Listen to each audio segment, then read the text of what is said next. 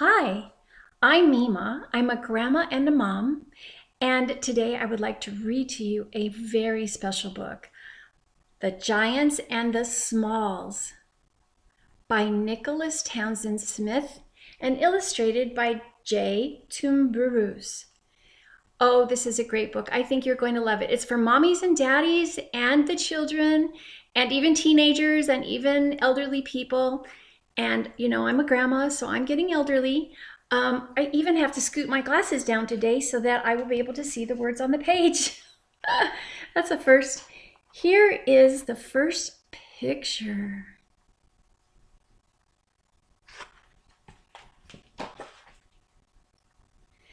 Beyond the night sky and further than the faintest star, past the darkest part of the heavens is a world so big it would make our earth look like a single grain of sand.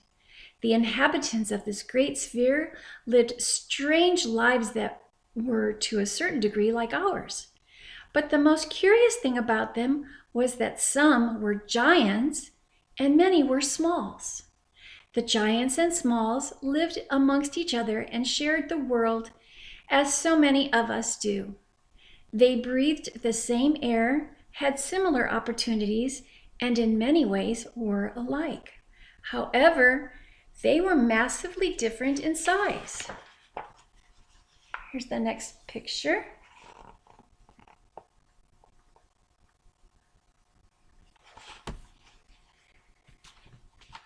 The smalls kept to themselves, eating tiny crackers and pea soup and having small talk.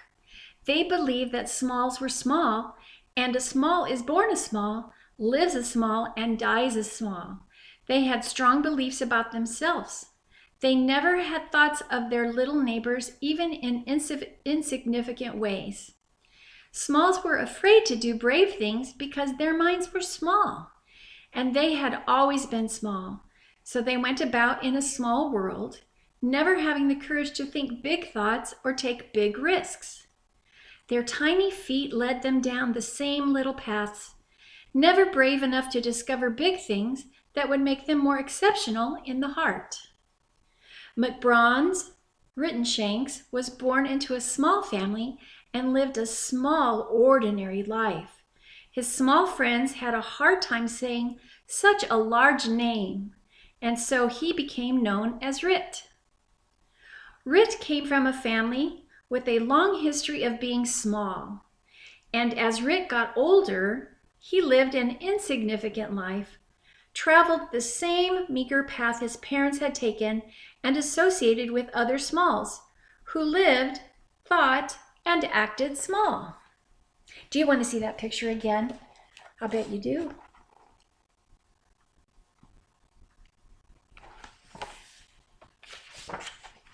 Ooh, here's the next picture. What?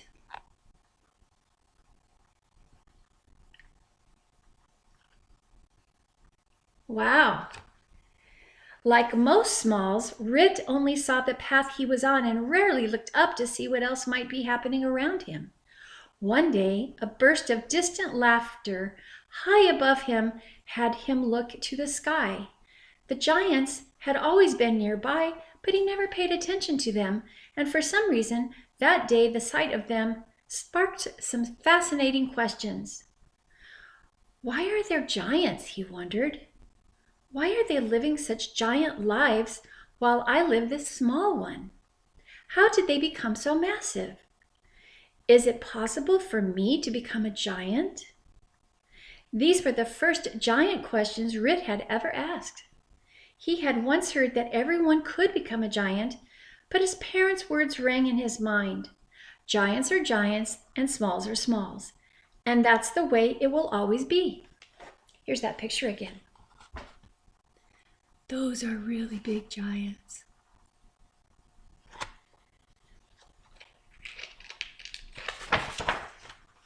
Here's the next picture.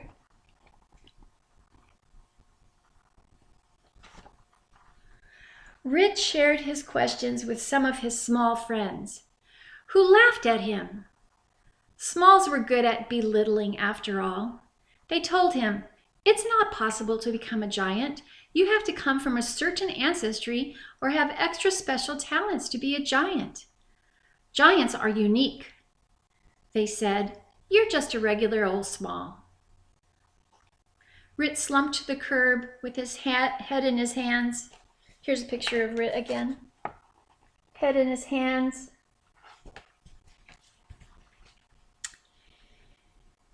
Maybe it's easier to be a small than to stand out, but inside he knew he was more than a small. Time passed, and while traveling down the same small path he had always taken, Rit saw the giants and asked himself, is this all there is to life? Staying small and afraid, and not standing out or being different? Who would want to be small forever, he wondered. Not me, he exclaimed. I want to do more. Rit pondered how he could learn about the giants. He couldn't ask his friends or family, for they were all smalls. And what do smalls know about being giants?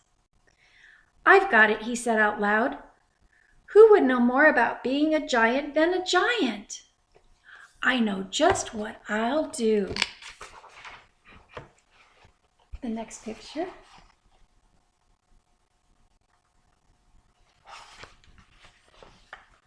The very next day, Rit packed some small things into a tiny bag.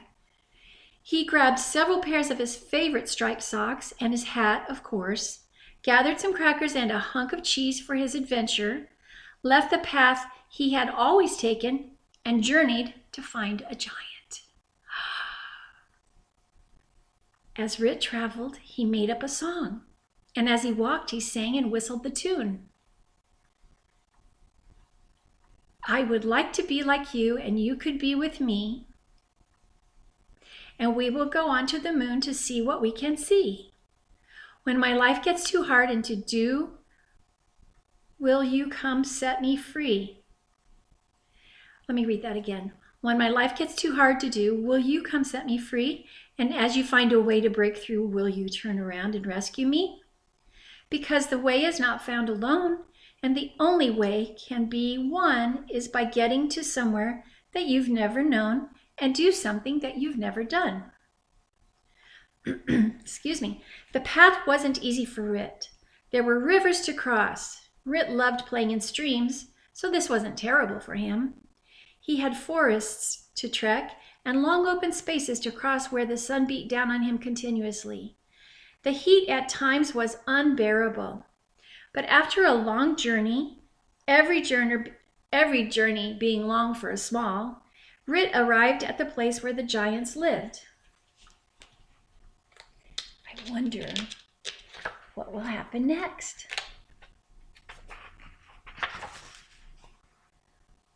I'm going to read first and then show you the picture. They seemed so magnificent. He sat quietly for a moment and watched. Small, fearful thoughts began to fill his head. Will they step on me? Are they going to eat me? He wondered. Who am I to ask a giant these questions? Mustering up a small amount of courage and trusting that he was making the right choice, Rit shook off these fearful thoughts and moved on. Rit approached a giant. His whole body shivered as he looked up. The giant's head was well above the clouds. His clothes were larger than life, similar to Rit's but substantially larger, much bigger.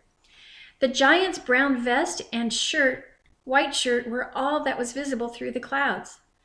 A giant green hanky hung from the giant's back pocket. It looked like an enormous flag blowing in the wind.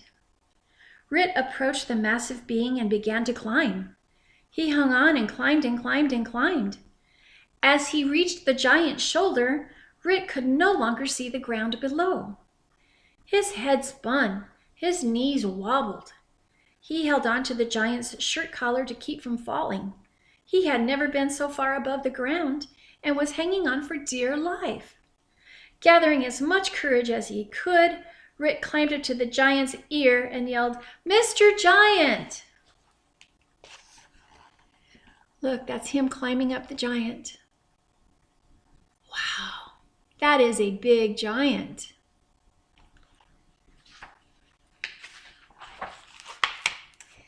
There was no answer. Rit tried again. "Mr. Giant!" The giant looked around and said, "Who was that? Who said that?" Rit yelled in his ear again, "Mr. Giant!" The giant roared, "Who is that?" Rit covered his tiny ears. The giant's voice shook his entire body. He could hardly understand what the giant was saying because the sound was so immense. "Mr. Giant," yelled Rit, "I am a small." The giant said, "A small here?" His voice vibrating and shaking Rit. "What are you doing here?" "I came to ask you how you became a giant." The giant, moved by courage of this tiny being, invited Rit onto his hand. "What a brave thing to do," said the giant.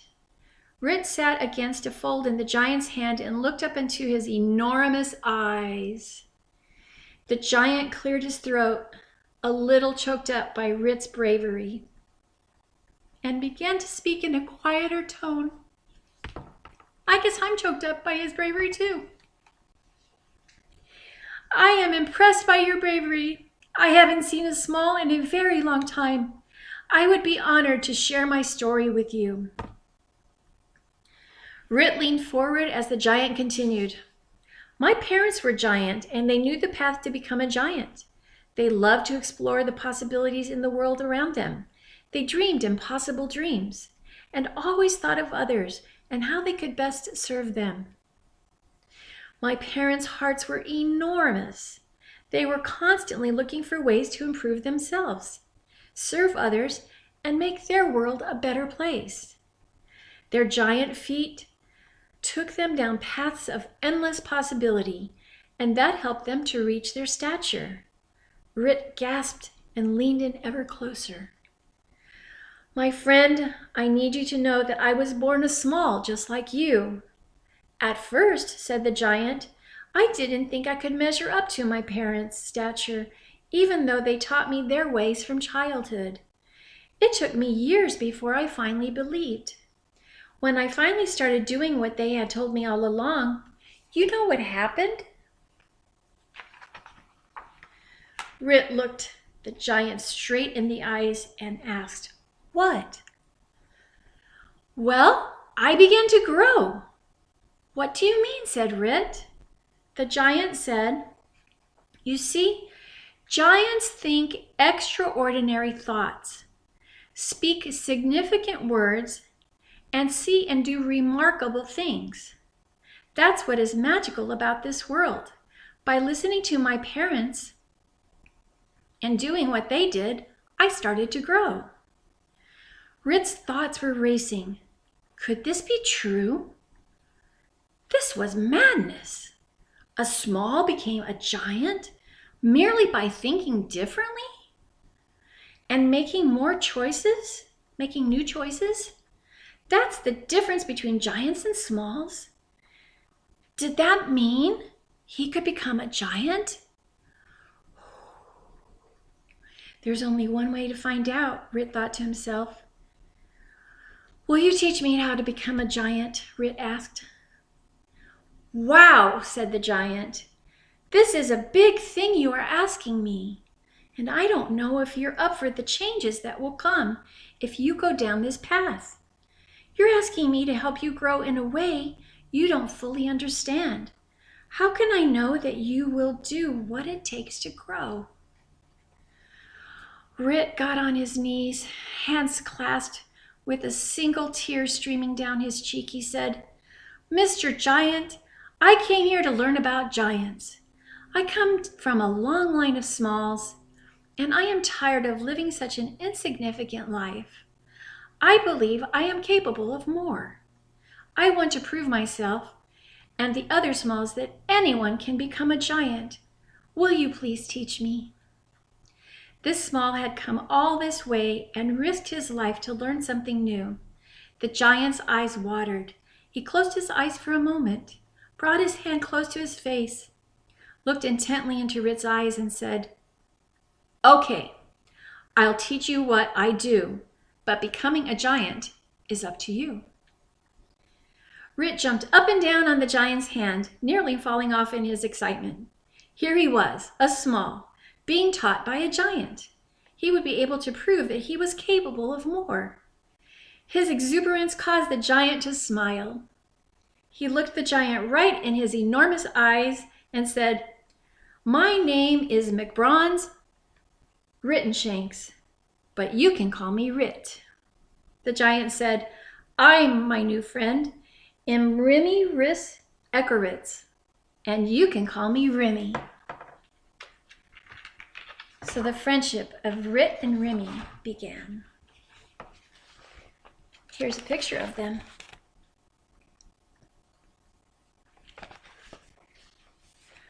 Remy placed Rit on the ground and began to walk away. "Where is he going?" thought Rit. Remy kept going, getting further away. Rit yelled to him, "Remy, wait up, I can't walk as fast as you." Remy didn't hear him and kept walking. Rit ran as fast as he could to keep up with the giant. He was jumping and dodging as he ran with all his energy. Though Remy seemed far away, Rit wasn't about to miss his opportunity to learn from a giant. Remy walked and Rit ran for what seemed like an eternity. They came to the edge of a large cliff.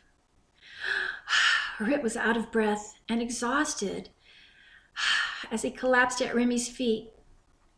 Remy sat down on the ground next to him. Rit yelled, "What are you doing? Don't you realize I am just as small and I can't walk as fast as you? I barely made it." Remy said patiently, "Yeah, but you made it. A small would have stayed where I left you. A small would have gone home or complained about being left behind. You didn't. You ran with everything you had to stay up with me. You were committed. That is a very giant thing to do." As Rit caught his breath, they both looked out at the cliff. Remy seemed to be enjoying the view and asked his new friend, "What do you see?" Let me show you the picture right now so you can see this.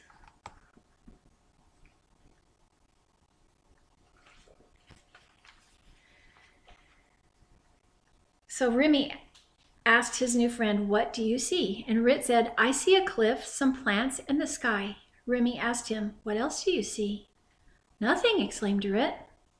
Remy laughed and placed Rit on his shoulder. He stood up. A vast ocean spread out in front of them as far as the eye could see. Rit could smell the ocean air and feel the breeze. It was the first time in his life he had seen such an amazing view. Remy asked him, "Now what do you see?" Rit couldn't speak. The view was so breathtaking that all he could do was look. Remy said, "Rit, a giant sees what a small might never see. A giant sees the beauty in everything, while a small misses out on seeing the splendor that surrounds him. A giant sees opportunity in every moment, and a small only focuses on his or her problems."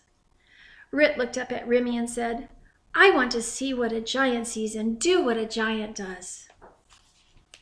Want to see that picture once again? It really is beautiful.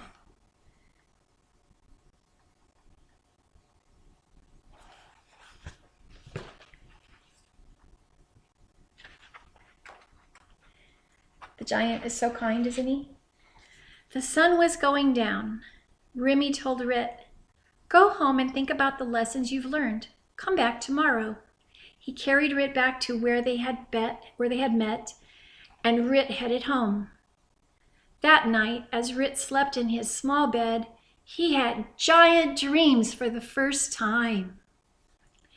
The next morning, as he sat up in his bed, he banged his head on the ceiling. He fell backward and his arm broke through the window. His small bed smashed to pieces beneath him. "What's going on?" he howled. During the night, he had grown. By thinking giant thoughts and dreaming giant dreams, he had actually grown. He stood up from his broken bed and hit his head on the ceiling again. He ran to the front door and squeezed out, breaking it to smithereens. Rit ran as fast as he could to the land of the giants, stopping every giant he saw to ask for his new friend Remy. He approached Remy's home and pounded on the door frantically. "Remy," he yelled, "Remy, open up, it's me, Rit." Remy opened the door casually and looked at his friend. "Wow," he laughed, "you've grown." "I know I've grown," said Rit. "My house is destroyed and I don't fit in it anymore. I don't know what to do." Here's a picture of him growing out of his house. And his foot is in the window. And look at the roof, it's got a hole in it. Oh my goodness. "The life you knew will never be the same," said Remy, "and this is just the first step in becoming what you say you want to become. It's up to you whether you want to keep going. What would you like to do?" Rick closed his eyes, shrugged his shoulders, and sighed. Shaking his head back and forth, he looked up at Remy and said, "Well, I don't want to go back, and I definitely don't want to stay like this. I'm neither a giant nor a small. I want to keep going." Satisfied, Remy smiled and invited his little friend inside. "Let's eat some breakfast, and we'll get to our next lesson." Excuse me. Rit walked into the biggest home he had ever seen. It was a home built for a giant. Remy invited him to sit at the table. Rit had never seen so much food. He was used to small pea soup and crackers, and here in front of him was more food than a small could imagine. Fruits and pastries, fresh meats, and the most excellent vegetables. Remy instructed him to eat all that he wanted. There was more than enough. Rit ate and ate and ate. He ate the fruits, he ate the vegetables, he ate the meats and pastries, and as he did, he grew a little bit more. He asked, "Why am I growing?" Remy said, "Rit, a giant sees the abundance of the world. He is grateful for things that a small doesn't even see. A giant knows there is more than enough of everything for everyone, and a small does not. There's enough to share, and if something runs out, I can produce more." Rit thought about what Remy said and finished his meal, his belly bulging, belly bulging, and his belt buckle loosened. He had never thought about abundance. Smalls were always saying there wasn't enough of anything. He never considered the idea that if one thing ran out, he could make more. He was beginning to see the plenty that surrounded him. And here's a picture of him enjoying that breakfast.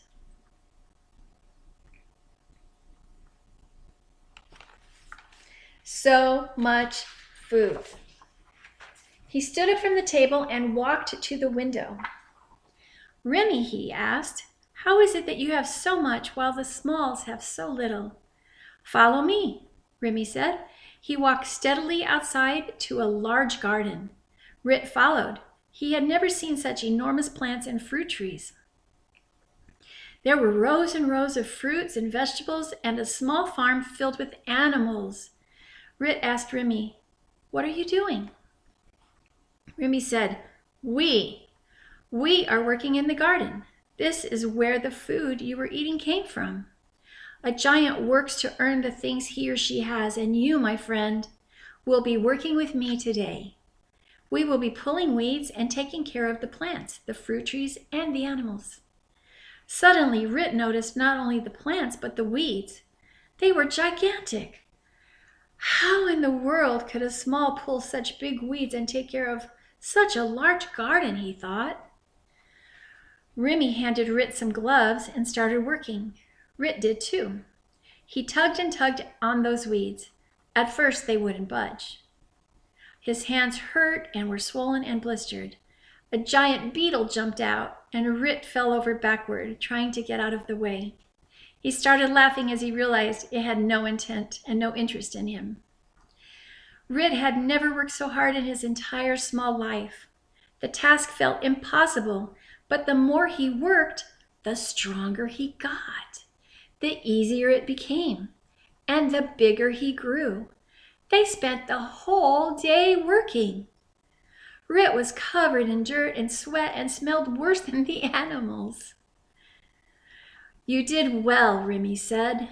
It was hard for you at first, but the more you did, the better you got. A giant knows that when he starts something new, he won't be very good at it. If he's willing to keep doing it, his skills will improve until one day he can do it without thinking. Remy, can I ask you something? Remy said yes. Rit said, can you? Yes, Remy said before Rit could even finish. Rit looked at him confused. How can you say yes if you don't even know what I'm going to ask? Remy said, there's nothing you can ask that's bigger than me. I can do anything you ask. The question is, will I? Rit thought about that. There is nothing this giant can't do? That sounds impossible. How can he do everything? He was so stunned by Remy's answer, he had forgotten what it was that he was going to ask. Rit was still thinking about it when Remy had said Rit was still thinking about what Remy had said when Remy spoke.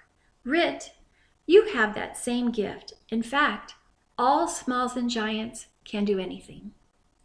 Smalls tell themselves all the reasons why they can't do something, and that keeps them from becoming giants. So here he is in the garden thinking about what they're talking about. And he did a good job working all day, even when he thought he couldn't. Remy and Rit continued working the garden into the woods. In their deep conversations and hard work, they lost track of time. The sun went down and it was time to head home. Excuse me. As they walked through the forest, Rit couldn't see his hand in front of his face. He couldn't see it. He cautiously felt his way through the trees and vines. Rit's pants snagged on a thorn and he fell behind. He heard a flutter. His heart started pounding and his stomach got tingly. Oh, a twig cracked nearby and the hair on the back of his neck stood up.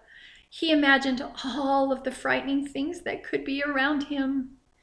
Suddenly, something brushed across his face. He screeched, swinging his hands wildly in front of him to get away.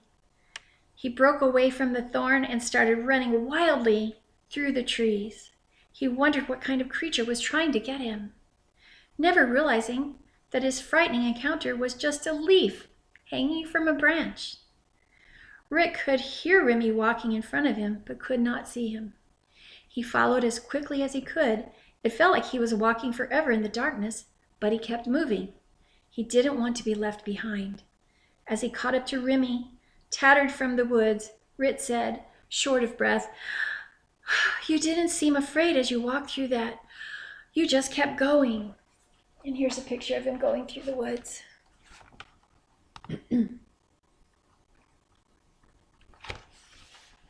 He looks terrified, doesn't he? Remy turned. Rit, I do get afraid occasionally, but a giant keeps moving and doesn't allow fear to keep him from doing what he can do. Giants know that allowing fear to overtake them can make them smaller.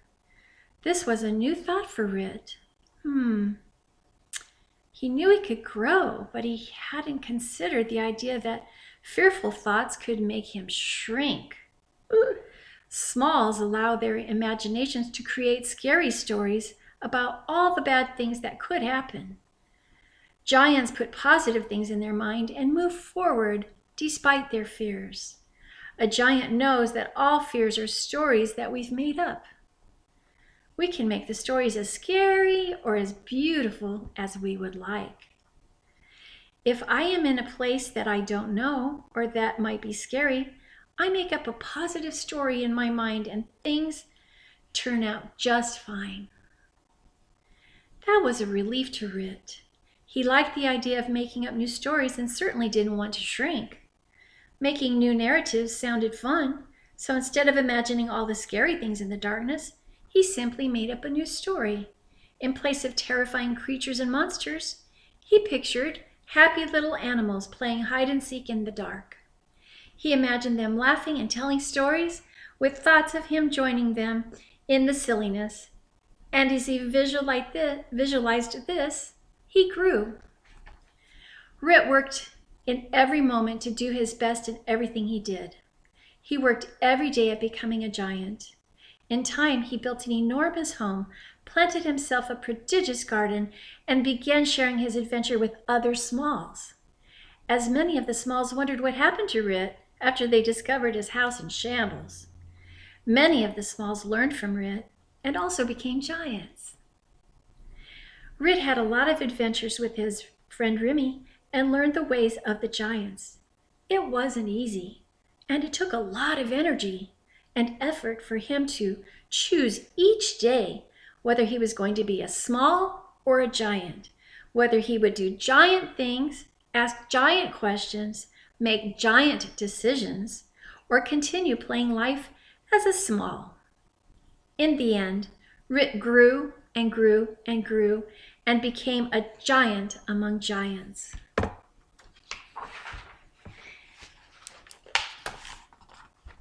Look at that.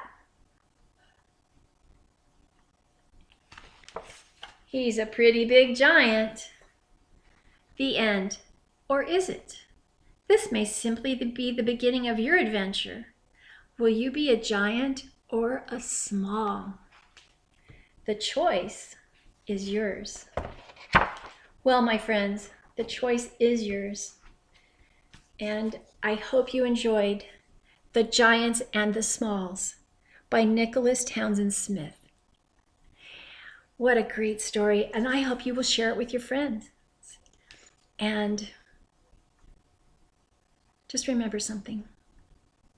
Like I always tell you, please don't forget that I love you. Be a giant. Bye-bye.